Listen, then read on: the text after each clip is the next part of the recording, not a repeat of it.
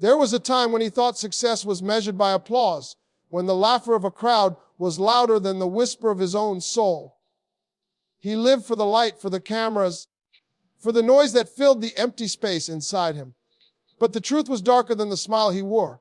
Behind every joke, behind every loud cheer, there was silence, a silence that followed him to every hotel room, every show, every sleepless night. He would look out from the stage, lights blinding his eyes, people shouting his name, yet not one of them truly knew the man they were cheering for. When the curtain fell and the dressing room door closed, the same man who made millions laugh would sit alone staring at his reflection, wondering why he still felt hollow. He had everything a man could want: fame, wealth, recognition. But he couldn't remember the last time he felt peace. His laughter, once his greatest weapon, had turned into an echo of pain. He tried to fill the emptiness with more success, more possessions, more people. But the more he gained, the more he lost. Until one night, a night that didn't start different from any other, he couldn't sleep. The air felt heavier, the silence colder. He walked to the window, looking out over the city lights. They were dazzling, almost heavenly, but they didn't comfort him anymore. The world outside was awake, alive, but he felt dead inside. He picked up his phone, no missed calls, no messages, just the faint reflection of his tired eyes on the black screen. He turned it off, and for the first time, he whispered something he hadn't said in years. "Are you still there?" The words were quiet, trembling. They didn't sound like a prayer. They sounded like a man admitting he was lost. And in that silence, something stirred. Not a voice, not a miracle, just a pull, a call to return. Days later, he found himself walking past a mosque. He didn't plan to stop, but his feet did. The sound of the adhan, the call to prayer, echoed through the air like something ancient and powerful. He stood there frozen as the words washed over him. He didn't understand all of them, but he felt them. Each syllable carried weight like a heartbeat that wasn't his own. Something inside him cracked. He walked in. The floor was lined with soft carpet, the air filled with calm. Men stood shoulder to shoulder, strangers united by one motion, bowing, rising, whispering words of surrender. No one cared about who he was, how rich he was, or what name he carried. He wasn't Steve Harvey here. He was just a man. When he bowed his head to the ground, something happened. For the first time in years, he didn't feel above the world. He felt beneath it, and it was liberating. The weight he'd carried, the noise of fame, the illusion of control, it all began to fade with every breath. He started praying, not once, not occasionally, but 5 times a day. Each prayer became a pause in the chaos, a moment to step away from the flashing lights, the cameras, the crowds, and step into silence.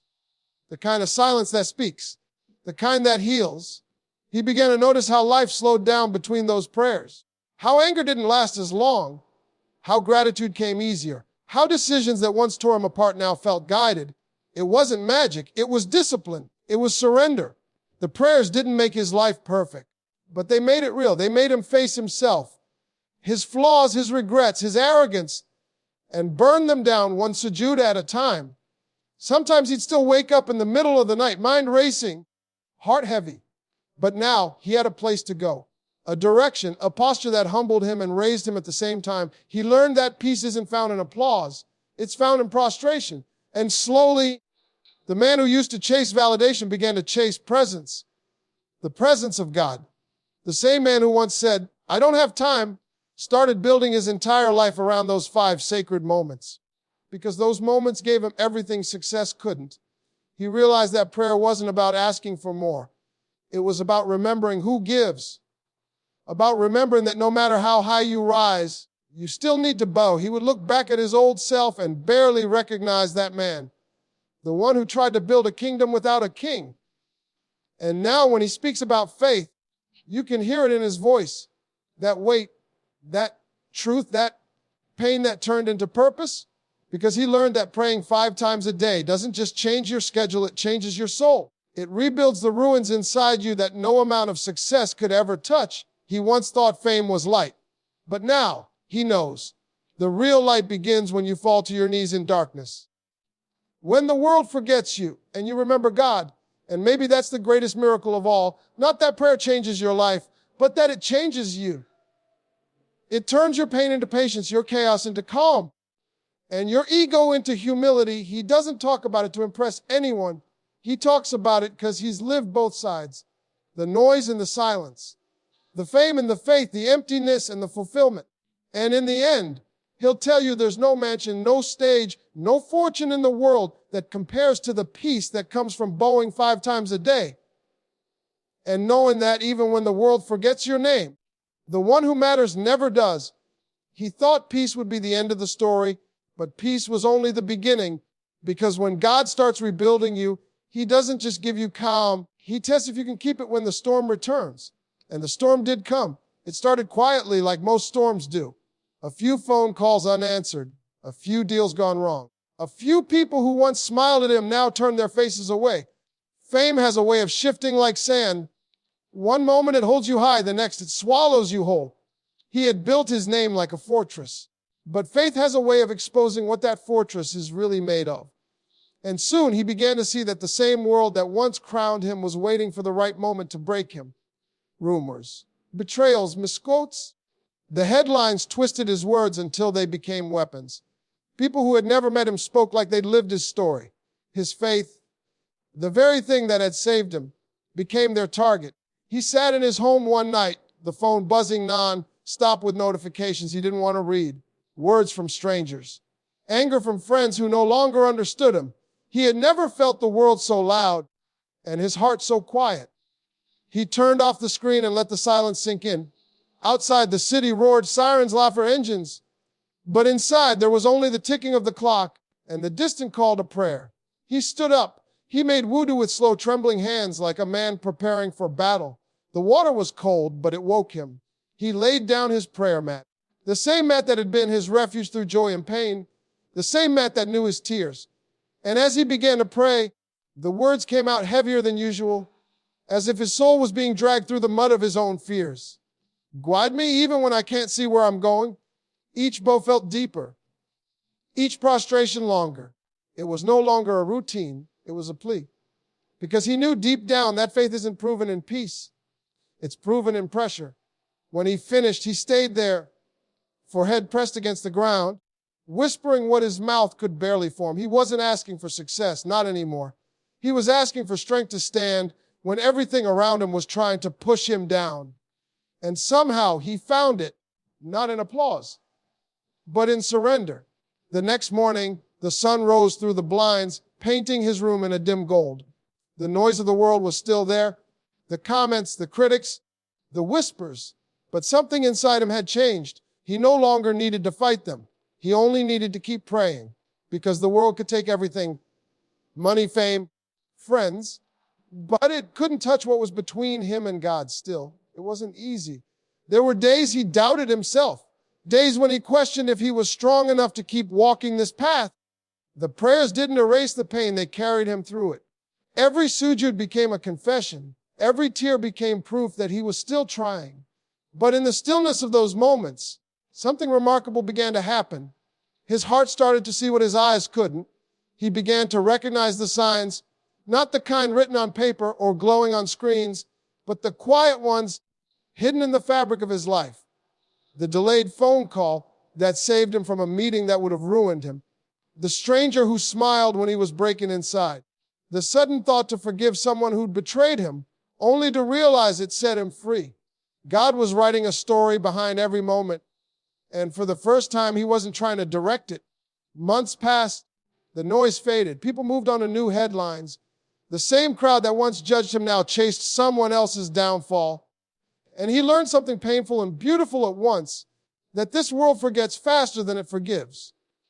But God never forgets. He began to spend more time alone, not in loneliness, but in reflection. He'd sit by the window before Fajr, the sky still bruised with night, and watch the first light crawl across the horizon. It reminded him of something he'd almost lost, hope. That even in darkness, dawn always comes. He thought about the years he wasted chasing the wrong kind of light. The kind that blinds, the kind that fades. Now he chased a different kind, the one that humbles, the one that guides. People still called him successful, but he no longer believed in that word the same way. Because success, he'd learned, isn't standing on stage. It's standing before God when no one's watching. One evening, As the sun began to set, he visited the mosque again.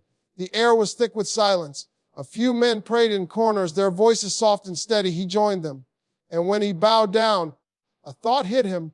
All his life, he'd been trying to rise higher. But true elevation only begins when you fall. When you fall willingly, humbly before the one who raised you in the first place. He smiled. For the first time in years, it wasn't the smile of a performer. It was the smile of a believer. But life has a way of testing every truth you claim to live by. One day he got the call. A family member, sick, critical. The kind of news that breaks something inside you. He dropped everything, flew out, prayed the whole way there. Hospitals are strange places. They smell like fear and hope all at once. He sat beside the bed, watching the slow rise and fall of the chest that had once carried him on its shoulders. All the wisdom in the world couldn't prepare him for that silence. He prayed harder than he ever had. Not the neat, polished kind of prayer, but the raw kind made of tears and shaking hands. He begged, bargained, whispered promises he knew he couldn't keep. And when the time came and the room went still, he didn't scream. He didn't break. He just placed his hand on that still heart and whispered, "We belong to him, and to him we return." He had said those words before, but this time they weren't words. They were surrender. In that moment, he understood prayer doesn't stop the storms. It gives you shelter inside them. He stayed in that city for a few days alone. He'd wake before dawn and walk through empty streets, talking to God like he was walking beside him. No script, no rehearsed lines, just truth. And one morning, as he prayed on the cold hotel floor, something inside him shifted again. He felt the same peace he had found months ago, but deeper, quite wiser, because this time it wasn't built on answered prayers. It was built on trust, even when the prayers weren't answered the way he wanted. When he returned home, people saw the difference, not in his words, but in his eyes. They carried something the world couldn't name, a calm that didn't come from winning, but from surrendering. He started speaking again, but this time he didn't speak to people. He spoke for them. Every word carried the weight of someone who had walked through darkness and come out holding light. He talked about what prayer had done for him. Not the ritual, but the relationship. How every bow, every whispered verse was a conversation that rebuilt him piece by piece. He didn't preach. He just told the truth. That you can lose everything, money, status, love, and still have everything if you don't lose your connection to God. He told them how prayer wasn't a punishment, but protection. How it kept him grounded when the world tried to lift him too high. How it kept him human when fame tried to make him forget what that meant. And people listened, not because of his words, but because of his wounds. Because you can't fake the kind of peace that comes from surviving yourself. He realized that maybe this was what God had been preparing him for all along, not to entertain, but to awaken, not to impress, but to inspire. And yet deep down, he knew his journey wasn't over. Because faith isn't a destination, it's a fight. Every day. There were still nights he'd feel the weight of his past pressing on him. The guilt of mistakes, the fear of slipping. But every time it came, he knew where to go. The same mat, the same words, the same surrender. He learned that prayer doesn't just change how you live. It changes how you die. It teaches you how to let go, little by little, until nothing in this world owns you anymore. He'd sit quietly after each prayer now, watching the world move without him. And for once, he was okay with that. Because he understood something most never do. Peace isn't found in being seen. It's found in being still.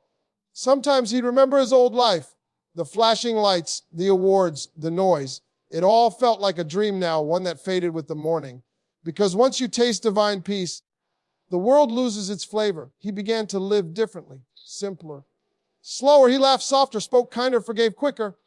Because when you've seen how fragile everything is, you stop wasting time pretending it'll last forever.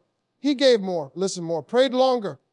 And one night, as he sat alone again, the city lights flickering below him, he realized something that shook him to his core. All those years of chasing success, all those tears, all those prayers, they weren't random. They were chapters, chapters of a story that only made sense now. Every loss had led him closer. Every failure had broken something that wasn't meant to stay.